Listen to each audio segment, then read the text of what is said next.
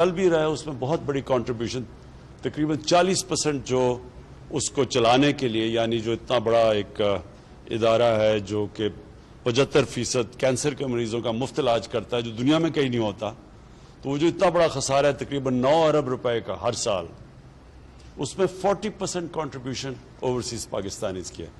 تو میں overseas Pakistanis کی اہمیت سب سے بہتر جانتا ہوں، کیونکہ میرا انٹریکشن بڑا دیر سے اوورسیز پاکستانیوں سے، اس سے پہلے بھی کرکٹ سے تھا۔ جب میں کرکٹ کھیلتا تھا دنیا میں جہاں جاتا تھا تو اوورسیز پاکستانی ظاہر ہے کرکٹ ٹیم کو سپورٹ کرتے تھے، آتے تھے، تو میرے سے تب سے انٹریکشن ہے۔ لیکن جب پیسے اکٹھے کرنے کے شوکت خانم کے لیے، تو اتنا زیادہ پیسہ اکٹھا کرنا تھا کہ وہ پاکستان میں لوگ تھوڑی دیر کے بعد، جس کو کہتے ہیں ڈونرز فٹیگ، تنگ آ جاتے تھے پیسے دینے کے لیے۔ تو پھر میں جدھر بھی دنیا میں پاکستانی تھے ان کے پاس کیا، تو میں ساری پاکستانی کمیونٹیز کو جانتا ہوں جو کہ پاکستان سے باہر رہتی ہے۔ تو جو سعودی عربیہ کی پاکستانی کمیونٹی ہے، اس کو میں بہت دیر سے جانتا ہوں۔ مجھے بڑا افسوس ہے کہ جس نے مجھے ایک ذوالقرنین یہاں بیٹھے ہیں، ایک احسن رشید جنہوں نے مجھے بڑا انٹروڈیوس کروایا تھا، وہ آج ہمارے ساتھ نہیں ہیں۔ لیکن میں پھر سے امبیسڈر صاحب میں یہ چاہوں گا کہ آپ کی انٹریکشن ان سے رہے۔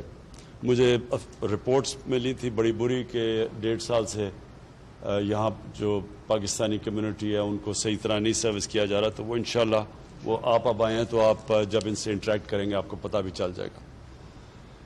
اچھا جی، میں اب اس پہ آتا ہوں۔ روشن ڈیجیٹل اکاؤنٹ میں یہ بڑی زبردست ایک ہم نے سوچا کہ ہم کیسے اوورسیز پاکستانیز کو ٹیپ کر سکتے ہیں، اور جب سے میری گورنمنٹ آئی ہے میری پوری کوشش تھی کہ جو پوٹینشیل ہے اوورسیز پاکستانیز کا وہ ہم صحیح طرح ٹیپ نہیں کر رہے۔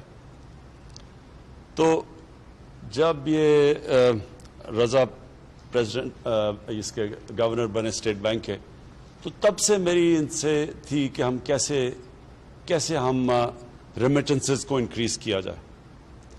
تو یہ جو ایک انہوں نے اس کے اوپر زور دیا اور یہ جو پش کیا روشن ڈیجیٹل اکاؤنٹ کا، ماشاءاللہ اس کا جو رزلٹ آیا ہے یہ ہم کوئی بھی اس وقت ایکسپیکٹ نہیں کر رہے تھے، لیکن اس نے انکریج کیا کہ ہم اور بہت پروڈکٹس دے سکتے ہیں اوورسیز پاکستانیز کو، کیونکہ دنیا بڑی تیزی سے جو ٹیکنالوجی ہے وہ اتنی تیزی سے ایڈوانس کر رہی ہے کہ جو پہلے ہمارے پاس تھے ہتھیار تھے وہ پہلے نہیں تھے۔ آج ہمارے پاس وہ پروڈکٹس ہیں جو پہلے نہیں تھے۔ تو اس لیے میں یہ چاہوں گا کہ کانسٹنٹلی اور آپ کا بھی رضا انٹریکشن رہے اوورسیز پاکستانی سے، بلکہ آپ کے آئی ہوپ آپ کا ایک اسپیشل پورٹل بناؤ جو آپ کمیونیکیٹ کریں، کیونکہ آپ کو فیڈ بیک ملتی رہے گی کہ کیسے ہم 90 لاکھ اوورسیز پاکستانیز ہیں، ہم کیسے ان کو اپنے ملک کے لیے وہ جو اتنا بڑا جو پوٹینشیل ہے وہ کیسے اس کا پورا کر سکتے ہیں۔ یہ بہت بڑا اثاثہ ہے ہمارا، اور ابھی بھی میں سمجھتا ہوں کہ ہم اس کا فریکشن ٹیپ کر رہے ہیں۔ ابھی صرف وہ لوگوں کو اپنے ریمیٹنسز سے بھجواتے ہیں، ہم ان کو انویسٹمنٹ کے لیے ابھی تک پاکستان میں نہیں لا سکے، اور اس کی کئی وجوہات تھی۔ لیکن جیسے جیسے ابھی آپ نے ایکسپلین کیا کہ ہماری اکانومی سٹیبلائز ہوئی، شروع میں ہم آئے تو بڑے حالات ایسے تھے کہ ہم لوگوں کو یہ نہیں بتا سکتے تھے کہ ہمارے ریزروز کا کیا حالات ہیں، کیونکہ اگر وہ لوگوں کو پتہ چل جاتے ہمیں ڈر تھا ہمارے روپے کے اوپر رن ہو جانا تھا۔ تو بڑا مشکل وقت تھا اس میں۔ آج کیونکہ میں سعودی عربیہ میں ہوں، میں خاص طور پہ سعودی عربیہ کی گورنمنٹ، شیخ محمد کا، ان کا خاص طور پہ شکریہ ادا کرنا چاہتا ہوں کہ بڑے مشکل وقت پہ انہوں نے ہمیں سپورٹ کیا۔ ہمارے ریزروز میں انہوں نے اگر اس وقت نہ سپورٹ کرتے، اور انہوں نے ہمیں فیسلٹی بھی دی، اس کی ڈیفرڈ پیمنٹ، آئل کی ڈیفرڈ پیمنٹس کی فیسلٹی بھی دی، تو وہ انہوں نے بڑے کرٹیکل ٹائم پہ انہوں نے بھی مدد کی، اور پھر UAE نے انہوں نے بھی مدد کی۔ اور وہ کرٹیکل ٹائم پہ اگر ہمارے پاس پیسے یہ ریزروز میں نہ ہماری مدد کرتے تو ہم ڈیفالٹ کر گئے تھے، اور ڈیفالٹ کرتے تو پھر اس کے بڑے سیویئر کانسیکوینسز ہیں۔ ایک ملک ڈیفالٹ کر جائے بڑی دیر لگتی ہے اس کو ریکور کرنے میں۔ تو اللہ کا کرم ہے کہ ہم نے وہ سٹیبلائز کی اکانومی، اور پھر کووڈ کے باوجود کیونکہ آج آپ دنیا کے اندر دیکھیں جو کووڈ نے اکانومیز کو ڈسٹروائے کیا ہے، جو ہم تو پہلے بڑی فریجائل سٹیٹ میں تھے، لیکن وہ اکانومیز جو دنیا کی طاقتور اکانومیز ہیں، اگر آج دیکھیں تو کووڈ نے کس طرح کی ڈیوسٹیشن، کس طرح کی تباہی مچائی ان اکانومیز میں. ہمارے ساتھ دیکھ لیں ہندوستان کو، جو ہندوستان کے حالات ہیں، جو ابھی تو خیر بڑا افسوس سے ہمیں کہنا پڑتا ہے کہ بڑی تیزی سے ان کے جو تھرڈ پیک ہے ہماری بھی ملک میں جا رہی ہے اوپر، لیکن جو ہندوستان میں تباہی مچا رہی ہے، اس سے پہلے بھی جو انہوں نے لاک ڈاؤن کیا تھا اس کی وجہ سے جو اکانومی کو نقصان تھا، وہ اللہ کا شکر ہے کہ ہم نے پاکستان کو بچا لیا اس سے. ہمارا وہ چند ملکوں میں سے ہے ہمارا ملک جو کووڈ کے اندر ہم نے بڑی مشکلوں سے نیویگیٹ کیا. ایک طرف بچانا تھا اپنے لوگوں کو کرونا سے، لیکن دوسری طرف اکانومی کو اور لائیولی ہوڈز کو بھی بچا گئے. اور اس سے ہم وہ ملک ہیں جس نے اپنے ملک کو نکال لیا. اور جبکہ اور ہمارے نیبرز کی ایکسپورٹس گر رہی تھیں، پاکستان کی ایکسپورٹس بڑھنی شروع ہو گئی اور ہماری اکانومی اوپر جانا شروع ہو گئی. تو آج بڑے جو سائنز ہیں ہماری اکانومی کے، وہ بڑے خوشائن ہیں. ہماری پاکستان کی کنسٹرکشن انڈسٹری بڑی تیزی سے اوپر جا رہی ہے اور اس میں سب سے زیادہ نوکریاں کنسٹرکشن میں دیتی ہیں. ہمارا جو ہاؤسنگ ہے، لو کاسٹ ہاؤسنگ، وہ ہمارا بہت بڑا پروگرام ہے. تھوڑا سلو گیا ہے کیونکہ ابھی تک ہمارے ملک میں بینکس کو عادت ہی نہیں ہے چھوٹے قرضے دینے کی، غریب لوگوں کو قرض دینے کے لیے. ہاؤسنگ فائنانس کے کوئی کانسیپٹ ہی نہیں تھا پاکستان میں. تو یہ ساری چیزیں اب آہستہ آہستہ ہم انفولڈ کر رہے ہیں.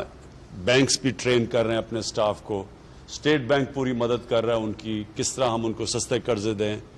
اور لوگ بھی سمجھ گئے ہیں، پہلی دفعہ پاکستان کے لوگ بھی سمجھ گئے ہیں کہ بجائے قرض ایک کرایہ دینے کے، وہی کرائے کی جگہ قرضوں کی قسطیں دے کے اپنا گھر ان کا ہو سکتا ہے. تو یہ ساری نئی چیزیں ہیں. آگے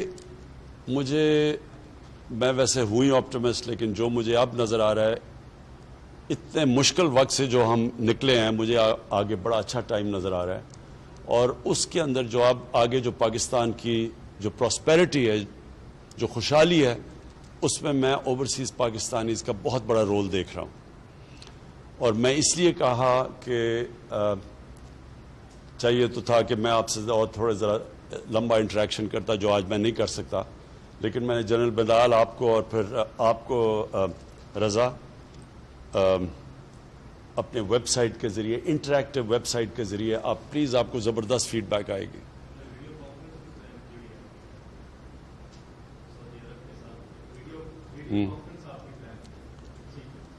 سو اینی وے ہم یہ آپ سے انٹریکشن آگے رہے گا. میں آخر میں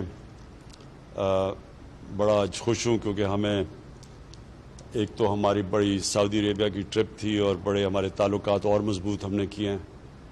ہمارے لیے بہت امپورٹنٹ ہے سعودی عربیہ پاکستان کے لیے، صرف اس لیے نہیں کہ ہماری ایک ایموشنل اٹیچمنٹ ہے سعودی عربیہ کے ساتھ، اس لیے بھی کہ انہوں نے ہمیشہ ہمارے ساتھ مشکل وقت پہ کھڑے ہوئے ہیں. اور جو اسپیشل جو ایموشنل اٹیچمنٹ ہے وہ اس کی میں اپنی ساری ڈیلیگیشن میرے ساتھ آئی ہوئی تھی.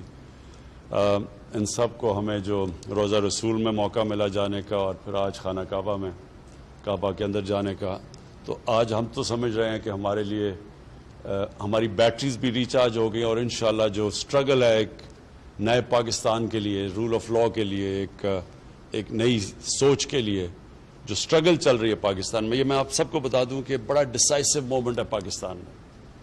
ایک طرف پرانا سٹیٹس کو بیٹھا ہوا ہے، مافیاز بیٹھے ہوئے ہیں جو پرانے نظام کو بچانے کی پوری کوشش کر رہے ہیں، اور دوسری طرف میرے ساتھ سارا پاکستان کی عوام ہے جو کہ ایک تبدیلی کی طرف، رول آف لا کی طرف لے کے جا رہے ہیں. یہ اصل میں سٹرگل ہے رول آف لا کی. اور یہ اوورسیز پاکستانیز کو خاص طور پہ پتہ ہے، اور جو بھی امریکہ میں، یورپ میں جو ہمارے اوورسیز پاکستانیز ہیں. دیکھیں فرق صرف معاشروں میں یہ ہے کہ معاشرہ صرف وہ آگے جاتا ہے جدھر قانون کی بالادستی، یعنی کہ قانون کی حکمرانی ہو. جس معاشرے میں طاقت کی حکمرانی ہوتی ہے وہ کبھی آج تک ترقی نہیں کیا. ایک طرف ہے انسانیت کا نظام اور انصاف کا نظام، اور دوسری طرف ہے جنگل کا نظام. طاقت کی بالادستی، مائٹ از رائٹ، وہ کبھی بھی اس ملک کے اندر پراسپیرٹی نہیں آتی. میں نے اپنی پارٹی کا نام ہی تحریک انصاف اس لیے رکھا تھا کہ میں جو ساری دنیا میں پھرا تو جو ملک خوشحال تھے وہاں انصاف تھا، وہاں قانون کی حکمرانی تھی، اور جو ملک پیچھے رہ گئے، جن کو بنانا ریپبلک کہتے ہیں، وسائل ہونے کے باوجود وہاں مائٹ از رائٹ تھا، طاقت کی حکمرانی. اور یہ ہے سٹرگل اس وقت پاکستان کی. یہ بڑی ڈیسائسو مومنٹ ہے، اور کیونکہ اوورسیز پاکستانیز میری سب سے بڑی سٹرینگتھ رہے ہمیشہ، تو وہ یہ سمجھتے ہیں، کیونکہ ان کو زیادہ سمجھ اس لیے کہ ان کو باہر جانا پڑتا ہے نوکریاں لینے کے لیے. اپنے ملک سے بڑا مشکل ہوتا ہے باہر جانا، کیونکہ ملک میں ہم ان کو وہ موقع نہیں دے سکتے. تو وہ زیادہ تر پاکستان کو انتظار کر رہے ہوتے ہیں کہ کس طرح ان کا ملک ٹھیک ہو. وہ چاہتے ہیں کہ ہمارا ملک بھی باقی ملکوں کی طرح اوپر ایک عظیم ملک بنے، جو آج سے 40-50 سال پہلے جا رہا تھا تیزی سے اوپر بننا. تو میں صرف آپ کے لیے آخر میں یہ کہنا چاہتا ہوں کہ یہ ہے پاکستان کے ڈیفائننگ مومنٹس. ایک طرف ہے پرانا سٹیٹس کو، مافیاز جو کرپٹ نظام سے سارے فائدہ اٹھا رہے ہیں اور سب اکٹھے ہیں. دوسری طرف ہے پاکستان کی عوام اور ہماری گورنمنٹ جو کہ چینج کے لیے لڑ رہی ہے. اور یہ جو چینج ہے، یہ چینج کو اب کوئی نہیں روک سکتا. روک اس لیے نہیں سکتا کہ جو ملک کے اندر اس وقت اویئرنیس ہے، جو ایشوز سمجھ گئی ہے قوم، یہ کبھی پہلے ایسی سمجھ نہیں تھی. اور یہ اس کی بہت بڑی وجہ سوشل میڈیا. سوشل میڈیا اگر آپ جو ٹریڈیشنل میڈیا ہے اس کو اگر آپ خرید بھی لیں، اس میں پیسے بھی خرچ کر لیں، سوشل میڈیا کو کوئی نہیں روک سکتا. اور اس میں اتنی تیزی سے انفارمیشن اب ٹریول کرتی ہے، جو نوجوانوں کے پاس وہ نالج ہے جو کبھی پہلے تھی نہیں. تو یہ جو سٹیٹس کو ہے، اس کو جو ہماری پارٹی پاور میں ہی آئی سوشل میڈیا کی وجہ سے، یوتھ کی وجہ سے. اور یہ جو چینج بھی آ رہا ہے یہ بھی یوتھ کی وجہ سے، اور یہ بھی ایک نئے اویئرنیس کی وجہ سے. تو آپ کو میں خوشخبری صرف یہ سنانا چاہتا ہوں، کیونکہ آپ یہاں پڑھتے ہوں گے اخباروں میں کئی دفعہ بڑی مایوسی کی چیزیں آتی ہیں. میں آپ کو آج بتا رہا ہوں کہ یہ جو اب بیٹل، یہ جو آپ جس طرف یہ سٹرگل جا رہی ہے، یہ سٹرگل اب جائے گی ایک اس پاکستان کو جو اس کو بننا چاہیے تھا آج سے 70 سال پہلے. اور وہ پاکستان تھا جس کا لیڈر تھا قائد اعظم، جو کہ قانون کی بالادستی میں مانتے تھے، کانسٹیٹیوشنسٹ تھے، رول آف لا میں مانتے تھے، ایک انٹیگریٹی والے انسان تھے. وہ جو ہم سائڈ ٹریک ہوئے ہیں، ادھر سے ہٹے ہیں، اپنی جو ڈیسٹنی پہ ہمیں جانا چاہیے تھا اسے دور چلے گئے ہیں، اب وہ واپس ہم اس ٹریک کے اوپر آ گئے. اور یہ ہے ان مافیا سے ملک کو آزاد کرنے کی جنگ. اور جو آزادی کی جنگ ہوتی ہے وہ ہمیشہ تھوڑا ٹائم لیتی ہے، لیکن انشاءاللہ جس طرف اب پاکستان نکل گیا ہے، آپ کو میں خوشخبری یہ دینا چاہتا ہوں کہ بڑی جلد آپ کے سامنے ایک نیا پاکستان آئے گا. جی تھینک یو.